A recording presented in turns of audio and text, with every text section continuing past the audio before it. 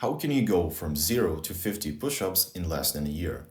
This might seem like a big number, but as long as you're consistent, getting to 50 and above is actually easy.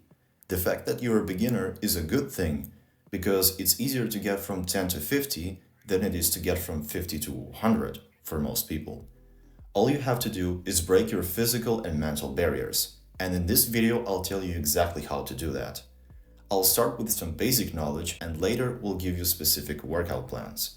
First of all, you need to understand that training for quantity is different from strength training or training for muscle mass. Otherwise, the strongest person in the world would also be the world record holder for the most amount of push-ups.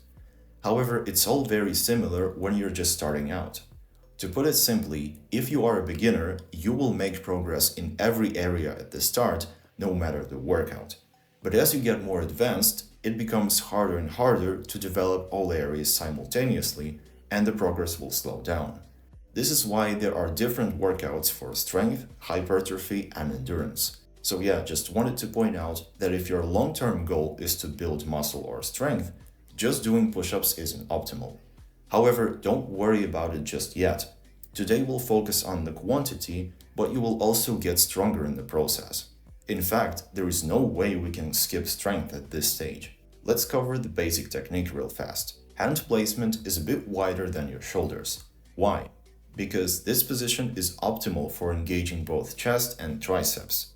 When we do push-ups, a lot of muscles are engaged, but your chest and triceps are doing most of the work. The closer you put your arms, the more you engage triceps. The wider you put them, the more you activate the chest. By placing them somewhere neutral, you keep the balance and train both. The back position is the middle ground between a fully arched back and a fully protracted one. Why? Because by doing push-ups with a straight body, you allow for the right muscles like chest, triceps, and shoulders to do the work. If you arch your back or do some other weird thing, you take the work off those muscles, which reduces the effectiveness of the push-up. Your palms should be below the shoulders and slightly behind them. Why? This is the most efficient position, which helps target the right muscles and generate the strongest push. Also, your elbows are going back 45 degrees. Why 45 degrees? Again, this is the most efficient path and it keeps your shoulders safe. Of course, it varies on an individual and the push-up variation, so some people may have slightly different angles, which is fine. Now, here comes the most important aspect, which is your form. I never judge people because they may have their own reasons for why they're doing what they do, but whenever I see someone doing push-ups like this, I just get an urge to film it and then show it to them. Our goal is not to get obsessed with the number 50 and ditch all the technique in the process. Our goal is to become genuinely strong and build a proper foundation so that the amount of push-ups that you do is just a byproduct of your strength. I recommend a full range of motion, which means touching the floor with your chest and fully extending arms at the top. Why is this so important? Imagine that you want to build a house. First, you need a good foundation. What would you want it to be made of? You can choose between sand and concrete. In this case, the house will be a skill, like a bent arm planche, for example.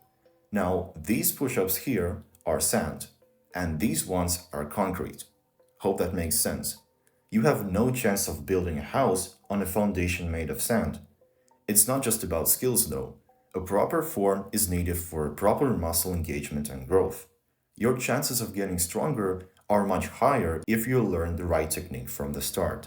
With that out of the way, let's get to the first part. How do you get stronger and break your physical barrier? This one is quite simple if you can already do at least 10.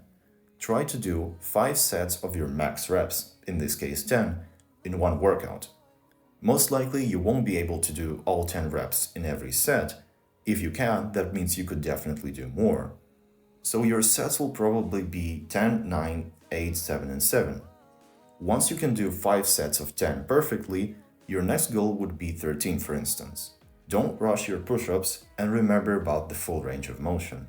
Now, if you can't do a single one yet, it's okay to do them however you can. Preferably, start with push-ups on an elevated surface. The higher it is, the easier it becomes. Work your way up with the same strategy until you can do at least a few reps with perfect form on the ground. Even if you can only do one rep, it's still worth trying. If you want to regress it even further, try knee push-ups. How often should you train?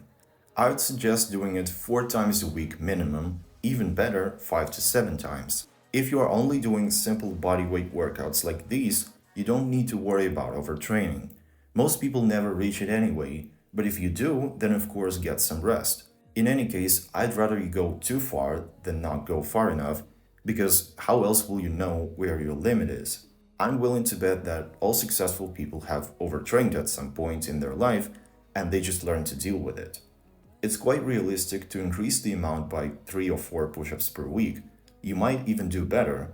If that's the case, then do it, but remember about the form. If you are advanced and you've reached like 50 or more, then I'd recommend having 2 types of workouts. First, where you keep doing body weight reps as before, and second, in which you add a bit of weight every week while doing a fixed amount of reps. For example, 5 sets of slow push-ups with 10 kg. Next week, add 2 more. At this point, I wouldn't recommend training every day because the workouts get progressively more intense and you'll need more time to recover.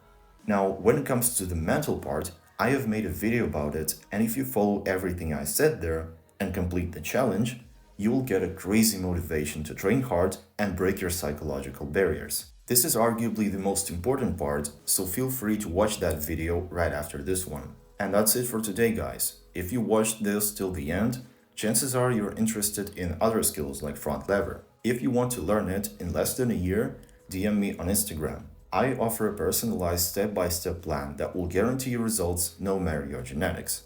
The link is below. Keep training hard and I'll see you in the next one.